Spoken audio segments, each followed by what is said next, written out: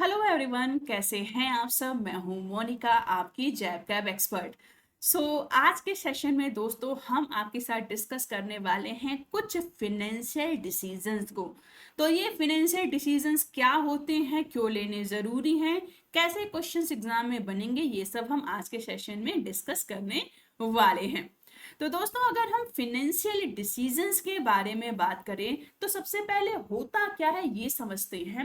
Actual में देखो, जब हम कोई भी बिजनेस स्टार्ट करेंगे, कोई भी XYZ बिजनेस, तो अब हमें पता है कि बिजनेस तो हमने स्टार्ट कर दिया क्योंकि हमारे पास आइडिया था और हमने फंडिंग भी कलेक्ट कर ली, यानी हमारे पास पैसा भी आ गया। लेकिन अब बिजनेस करना कैसे है, ये जो पैसा आया है इसको हम यूज कैसे करें, कहाँ करें, कैसे हमें प्रॉफिट मिलेगा, कैसे कंपनी स्टेबल करेगी, कैसे कंपनी ग्रो करेगी, ये सब चीजें हमें नहीं पता है। तो इसके लिए हम हायर करते हैं एक ऐसे बंदे को जो कि एक्सपर्ट होता है और उसे हम बोलते हैं फिनेंस मैनेजर।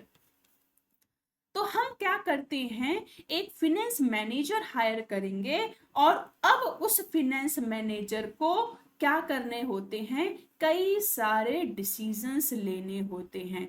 किस चीज के रिलेटेड, कि भाई जो भी फिनेंशियल रिसोर्सेज हैं इनको कहाँ से लाना है, कैसे मैनेज करना है या कहाँ यूज करना है। क्यों? क्योंकि हमारा मेन मोटिव क्या है बिजनेस स्टार्ट करने का, हमारा मेन मोटिव क्या है कि हमें बिजनेस को क्या करना है, प्रॉफिटेबल बनाना है, हमें वेल्थ को मैक्सिमाइज करना है। तो फंड मैनेजर जो भी डिसीजन लेगा वो कंपनी के ऑब्जेक्टिव को ध्यान में रखते हुए कि ओवरऑल हम लॉन्ग टर्म के लिए मार्केट में सरवाइव करें, समय के साथ हमारा ग्रोथ भी हो, हम प्रॉफिटेबल भी रहें। ठीक है। तो इन सब गोल को पूरा करने के लिए फिनेंस मैनेजर के द्वारा तीन तरीके के क्या किए जाते हैं, डिसीजन लिए जाते हैं। ठीक है। तो मेजर रोल क्या था फिनेंशियल मैनेजमेंट का, कि हमें फंड कहाँ से कलेक्ट करना है, प्रोक्योरमेंट का मतलब कैसे हम फंड को अवेलेबल करेंगे, पैसों की व्यवस्था कैसे होगी, जिससे कि जब हमें जिस टाइम पे जितने पैसों की जरूरत है उतना पैसा हमारे पास अवेलेबल रहे। और दूसरा एस्पेक्ट क्या है, यूटिलाइजेशन ऑफ फंड, यानी अब जो पैसा आ गया उसे खर्चा कहाँ करना है, कहीं तो खर्च कर नहीं सकते हैं, उसके लिए भी दिमाग लगाना पड़ेगा, सोचना समझना पड़ेगा, रिस्क को ध्यान में रखना पड़ेगा, रिटर्न को ध्यान में रखना पड़ेगा। तो फंड का प्रोक्योरमेंट एंड फंड का यूटिलाइजेशन, ये दो मेन एस्पेक्ट होते हैं फाइनेंशियल मैनेजमेंट के। ठीक। अब इसके बाद हमने ये देखा कि एक फिनेंशियल मैनेजर को मैनेजमेंट करने के लिए फिनेंशियल रिसोर्सेज का तीन डिसीजन लेने होते हैं। कौन कौन सा decision, investment decision, financing decision and dividend decision. एक एक करके तीनों को समझते हैं। ठीक है। तो यहां पे सबसे पहले होगा दोस्तों फिनेंसिंग डिसीजन। ठीक है। फिनेंसिंग डिसीजन क्या होता है कि भाई अब हमने बिजनेस स्टार्ट किया है तो हमारे पास अच्छा आइडिया था। फॉर एग्जांपल हमारे पास आइडिया था कि क्यों न कार मैन्युफैक्चरिंग कंपनी स्टार्ट किया जाए। ठीक है। तो आइडिया तो अच्छा है, लेकिन इस आइडिया को एग्जीक्यूट करने के लिए हमें चाहिए पैसा। तो पैसा कहाँ से आएगा, और इसी से रिलेटेड हमने लास्ट सेशन में एक टॉपिक कवर किया था, दैट वाज कैपिटल स्ट्रक्चर। तो फंड कहाँ से आएगा, ये लेने डिसीजन लेने के लिए कंपनी कैपिटल स्ट्रक्चर बनाती है, जिससे पता चलेगा कि हमें जो पैसा चाहिए ये कहाँ से आएगा। क्या हम बैंक से लोन लें, पब्लिक से पैसा उधार लें, या फिर हिस्सेदारी बांटना शुरू करें। ठीक है। तो देखो फिनेंसिंग डिसीजन में क्या होता है, कैपिटल स्ट्रक्चर डिसीजन, कि पैसा कहाँ से ले, डेट से ले या इक्विटी से ले। और अब हमें पता है कि कहीं से भी पैसा लेंगे, फॉर एग्जाम्पल अगर हमने किसी बैंक से लोन ले लिया तो उसमें भी हमें क्या करना पड़ेगा, इंटरेस्ट का पेमेंट करना पड़ेगा। तो जो इंटरेस्ट है वही हमारी बन जाएगी कॉस्ट। तो फाइनेंसिंग डिसीजन में कहाँ से पैसा लाना है वो डिसाइड करेंगे, पैसे को कहीं से भी व्यवस्था करें उसके बदले में एक कॉस्ट आएगी, ये भी डिसीजंस हम लेते हैं। ठीक, उसके बाद फिर आता है हमारा इन्वेस्टमेंट डिसीजन।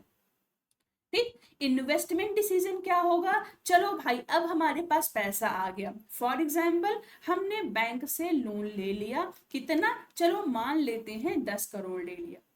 तो अब दूसरा क्वेश्चन ये उठता है कि इन पैसों को कहाँ यूटिलाइज करना है।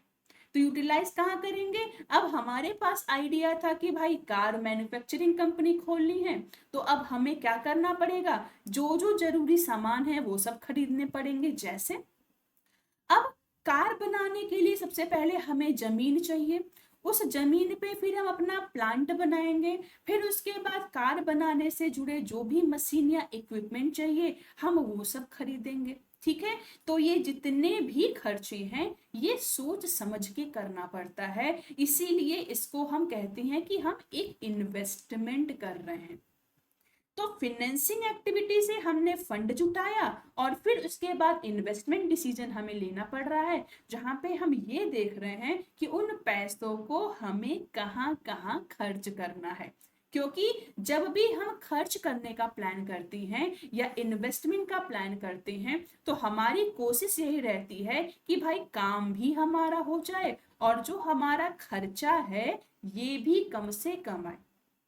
क्योंकि जितना कम खर्चा हम करेंगे उतना ही ज्यादा हमारा रिटर्न आएगा।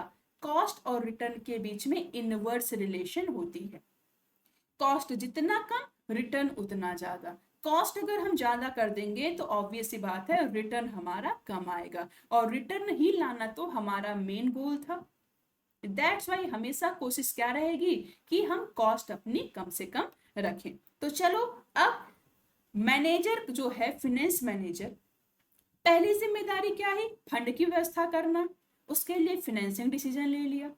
फिर पैसा आ गया तो दूसरा क्या डिसीजन लेना होगा कि उन पैसों को इन्वेस्ट कहाँ करें, इन्वेस्टमेंट डिसीजन ले लिया। इन्वेस्ट कहाँ करना होगा, फिक्स्ड असेट में, जो कि अभी हमने एग्जाम्पल लिया, जमीन खरीदना होगा, प्लांट खरीदना होगा, मशीन खरीदना होगा। और कहाँ खर्चा करना है कि भाई डेली बेसिस पे जो बिजनेस एक्टिविटीज हैं, जो हम बिजनेस ऑपरेशन करेंगे उसमें भी तो छोटे मोटे खर्चे आएंगे, उसके लिए भी पैसा चाहिए। तो ये सारे डिसीजन लेंगे। चलो अब हमने इन्वेस्ट भी कर दिया, मान लो कार मैन्युफैक्चरिंग कंपनी खोल ली। अब उसके बाद तीसरा डिसीजन भी लेना होता है जो होता है डिविडेंड डिसीजन।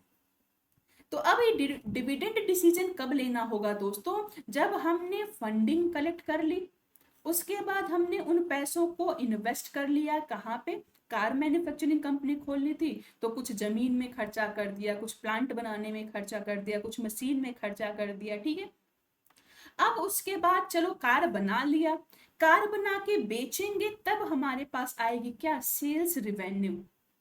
और उसी सेल्स इनकम में से हमें क्या करना होगा, जो हमने लोन लिया है बैंक से हमें उसका इंटरेस्ट का पेमेंट करना होगा। फिर अगर हम प्रॉफिट अर्न कर रहे हैं तो गवर्नमेंट को भी टैक्स देना होगा।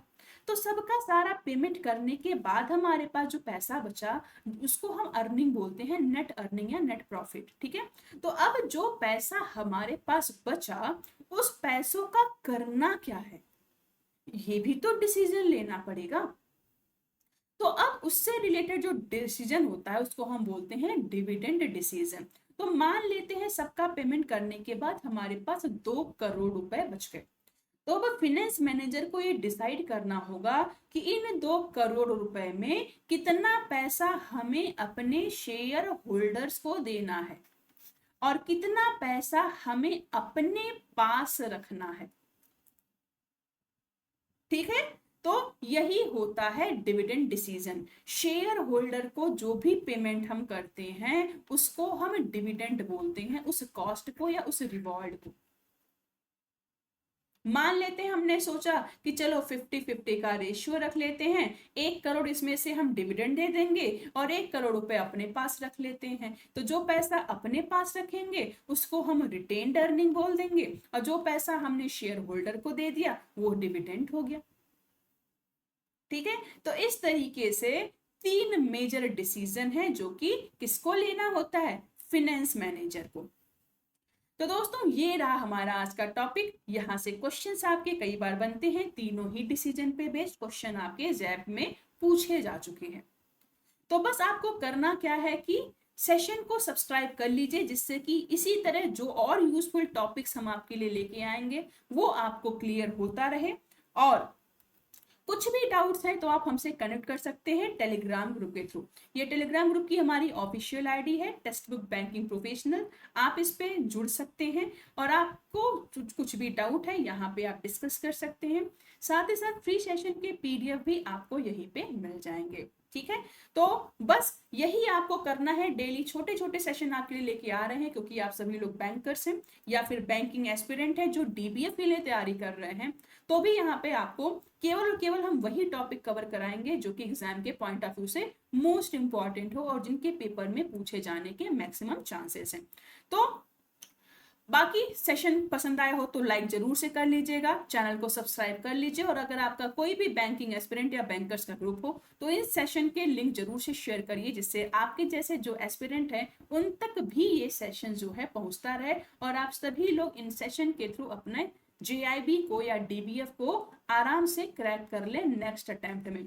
तो अब आईआईबीएफ आपको एक टेंटेटिव डेट तो दे ही रखा है कि नवंबर में आपका एग्जाम है फर्स्ट वीक से, तो आपको भी पता है कि 4-5 महीने का टाइम है। सही तरीके से प्रिपरेशन करोगे तो गारंटेड आपका एग्जाम भी क्लियर हो जाएगा। तो इसी के साथ सेशन एंड करते हैं और मिलते हैं जल्द एक नए टॉपिक के साथ। Thank you so much.